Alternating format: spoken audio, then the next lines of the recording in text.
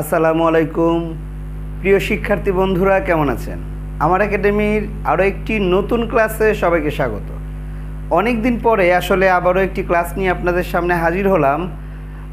আজকে আমার আলোচনার বিষয় আমাদের বিশ্বকবি রবীন্দ্রনাথ ঠাকুর নিয়ে গুরুত্বপূর্ণ কিছু বিষয়। রবীন্দ্রনাথ ঠাকুর তার জীবদ্দশায় এত লিখে গেছেন যে আসলে একজন মানুষ তার সারা জীবনে সেগুলো পড়ে শেষ করাটা অনেক কঠিন। ঠিক আছে, তো রবীন্দ্রনাথ ঠাকুরের গুরুত্বপূর্ণ কিছু আজকে আমার আলোচনার মূল বিষয়। কারণ রবীন্দ্রনাথ এত রচনা করে গেছেন যা চাকরির পরীক্ষায় আপনি সবই মনে রাখবেন এটা আদৌ সম্ভব না। তো যেগুলো আপনি মনে রাখবেন এবং যেগুলো ইম্পর্ট্যান্ট সেইগুলোই হচ্ছে আজকের আমার এই ছোট্ট আলোচনার বিষয়। আমরা রবীন্দ্রনাথ ঠাকুরের ছদ্মনাম ছিল ভানু সিংহ ঠাকুর এবং এর পারিবারিক উপাধি ছিল কুশারী। রবীন্দ্রনাথ ঠাকুর বাংলা সাহিত্যের সবচেয়ে বেশি ছদ্মনাম ব্যবহার করেছেন। আমরা কয়েকটি ছদ্মনাম উপাধি ব্যবহার করি, বিশ্বকবি, মহাকবি এবং কবিগুরু, তবে ছদ্মনাম কিন্তু রবীন্দ্রনাথ ঠাকুরের অনেক বেশি ছিল। রবীন্দ্রনাথ ঠাকুরের প্রায় 12 বা 13টি উপন্যাস রয়েছে।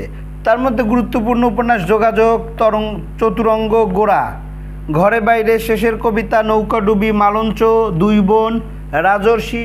আমার অনেক ক্লাস আছে, আমার একটি ক্লাস আছে যেখানে আপনি একটি ছোট্ট 3 লাইনের গল্পের মধ্যেই রবীন্দ্রনাথের সবগুলো উপন্যাসের নাম মনে রাখতে পারবেন, যেটা ইউটিউবে এবং ফেসবুক পেজেও ক্লাসটি আপলোড করা আছে, আপনারা দেখে নিতে পারেন। তাহলে রবীন্দ্রনাথের উপন্যাস যোগাযোগ, চতুরঙ্গ, গোরা, ঘরে বাইরে, শেষের কবিতা, নৌকাডুবি, মালঞ্চ, দুই বোন এবং রাজর্ষি। রবীন্দ্রনাথ প্রায় 56টি কাব্যগ্রন্থ লিখেছেন। তার মধ্যে কয়েকটি কাব্যগ্রন্থ, গুরুত্বপূর্ণ কয়েকটি কাব্যগ্রন্থ হচ্ছে বনফুল, সোনার তরী, গীতাঞ্জলি, চিত্রা, মানসী, বলাকা, খনিকা, শিশু। আমরা কিন্তু 56টি কাব্যগ্রন্থ আমাকে যদি পড়ি আমি কিন্তু মনে রাখতে পারবো না। গুরুত্বপূর্ণ কয়েকটি কাব্যগ্রন্থ এখানে দেওয়া হয়েছে। ছোট গল্প, রবীন্দ্রনাথ তার জীবনে প্রায় 119টি ছোট গল্প লিখেছেন।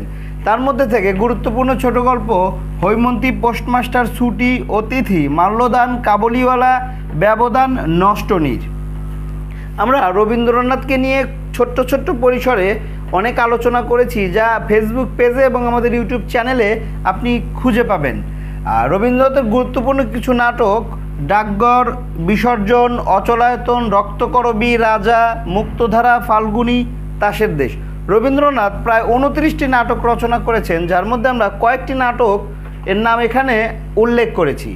আর অনেকগুলো প্রবন্ধের মধ্যে গুরুত্বপূর্ণ হচ্ছে বিবিধ প্রসঙ্গ, লোকসাহিত্য এবং সভ্যতার সংকট। এই হচ্ছে রবীন্দ্রনাথকে নিয়ে অতি ছোট্ট আলোচনাটি কেমন লাগলো অবশ্যই কমেন্টস করে জানাবেন। তবে তার আগে যাওয়ার আগে একটি প্রশ্ন রেখে গেলাম, যেটার উত্তর আপনার জানা থাকলে আপনি কমেন্টস বক্সে জানিয়ে দেবেন। বিবিসির জরিপে রবীন্দ্রনাথ কততম ব্যক্তি হিসাবে স্বীকৃতি লাভ করে? এতক্ষণ আমার সাথে থাকার জন্য ধন্যবাদ। পরবর্তী ক্লাসের জন্য বা ক্লাসটি পেতে আপনি ফেসবুকে আমার পেজটি ফলো করবেন এবং ইউটিউবে আমার একাডেমি চ্যানেলটি সাবস্ক্রাইব করে আমার সাথেই থাকবেন। ধন্যবাদ সবাইকে।